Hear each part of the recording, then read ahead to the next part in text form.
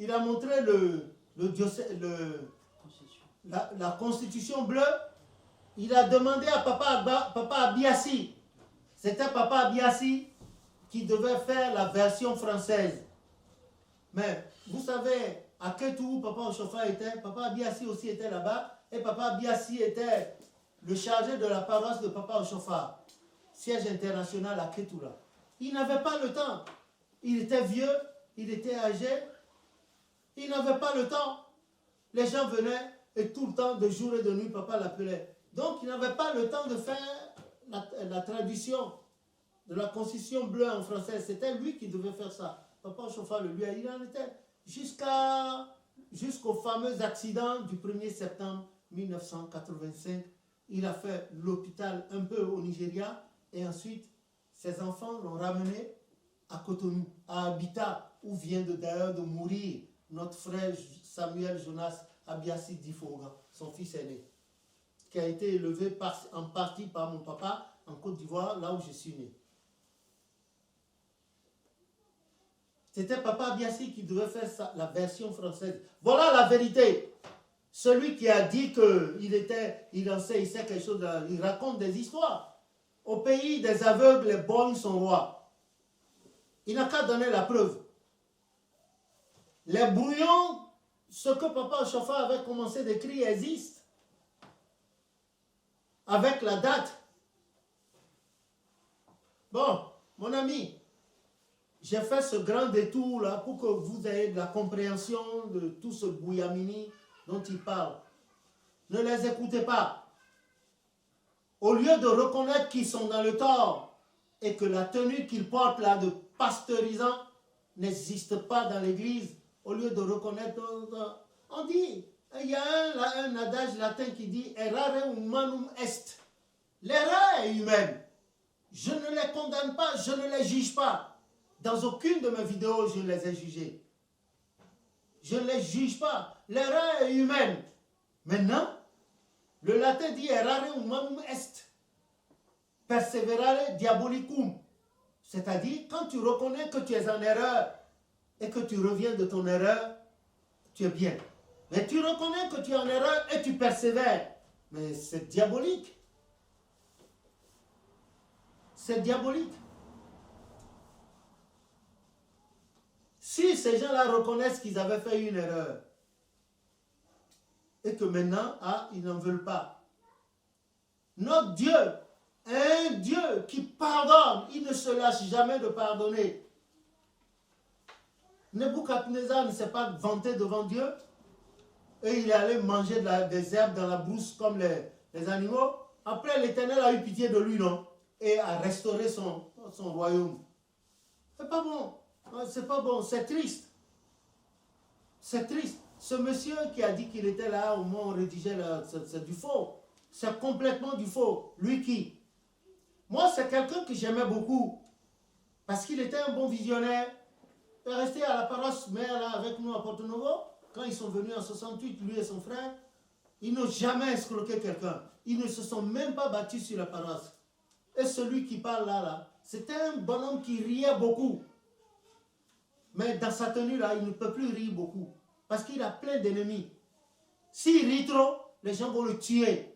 Oh, je ne voudrais pas qu'il meure, qu'il vive. Et je veux qu'il reprenne le col carré comme moi. C'est un bon visionnaire. Là où il est maintenant, il ne peut plus s'approcher des fidèles pour leur donner des messages. C'est un homme du peuple, mais pas à ce niveau-là. Porter une tenue qui va te conduire en enfer, t'opposer à un prophète au chauffard, il faut éviter ça. Il me fait de la peine. C'est quelqu'un que j'aime beaucoup. Je vous assure, je l'ai connu.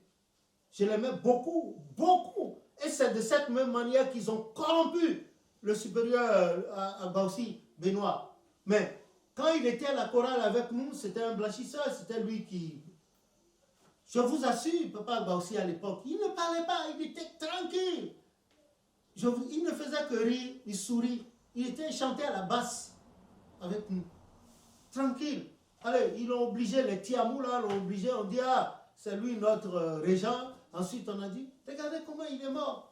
Et quand il est mort, vous avez vu tout ce qui se passe de tribunaux en tribunaux. Ses enfants, c'est bon. Un monsieur qui a été à l'église depuis, je vous ai montré, voilà.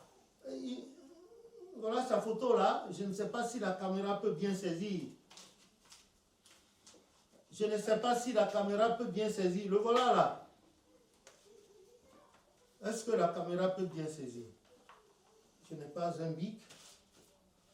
Le voilà ici. Le voilà là. Le voilà tout. Le voilà là. Là. Il est assis devant papa Yansounou à côté de papa Oshofa. Le voilà. Voilà papa Oshofa assis dans son fauteuil. Assis dans son fauteuil. Vous avez papa. Vous avez papa Yansounou à côté.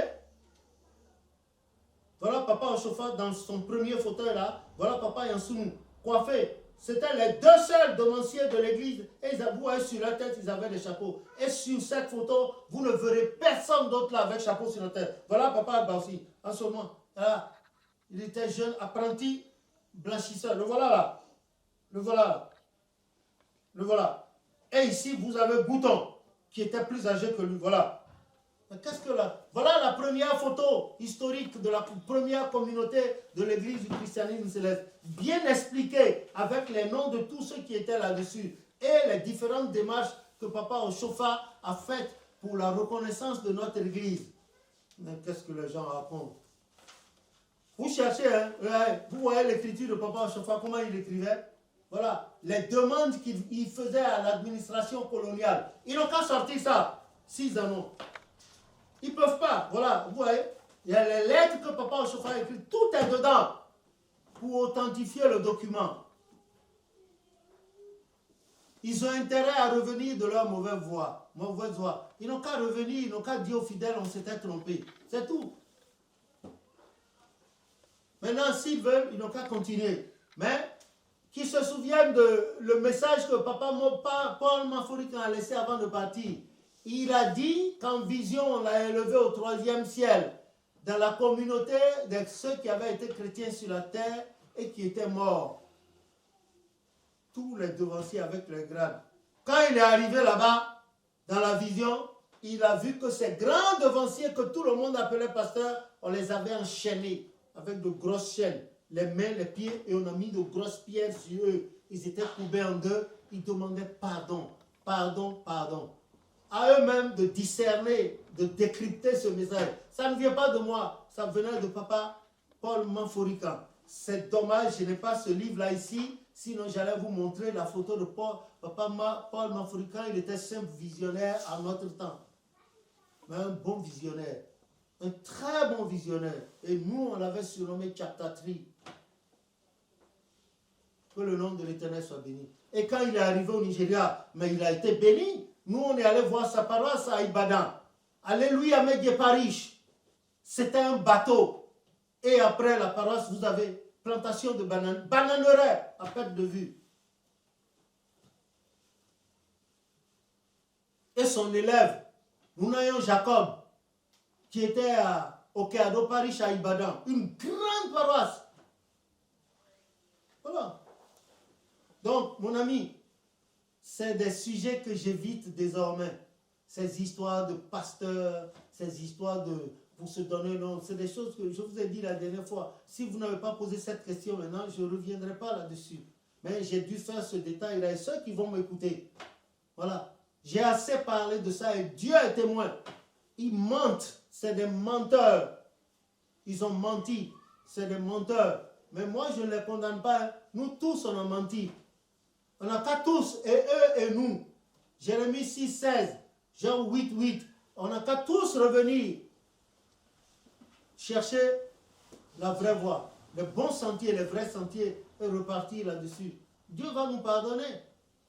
Dieu va nous pardonner, il nous pardonnera. Que son nom soit béni. Voilà. J'ai essayé de répondre à votre question. Que le nom de l'Éternel soit béni. Amen. Question aussi pour Papa Lévy. Parce qu'en parcourant le net sur plusieurs vidéos de l'église du christianisme céleste, j'ai vu beaucoup de chorales qui, pendant les cultes, jouaient beaucoup des instruments, plusieurs instruments comme la batterie, la guitare, souvent l'électrique. Et souvent, je voyais comme s'ils faisaient des concours pour voir celui qui joue le plus fort pendant le culte. Et je voudrais savoir l'opinion de Papa Lévy parce qu'il est aussi le fils de l'initiateur de la chorale dans l'église. Du coup, je voulais connaître son avis par rapport à cela. Oh, merci. Vous voulez savoir pourquoi le choral? Je voulais savoir, déjà avec ça, quels sont les instruments autorisés à l'église du Christ Céleste pendant le culte. Les instruments pour accompagner la chorale pendant l'église du Christ, pendant le culte d'un dimanche ou n'importe. Ok, merci. Et cette histoire, sa réponse sera un peu longue. Au départ, dans l'église du christianisme céleste, quand il y a eu la chorale en 1950 par Papa Yansounou, la première, je crois, si on cherche, on peut retrouver ça ici. La première chorale, voilà Papa Yansounou, là, là, voilà.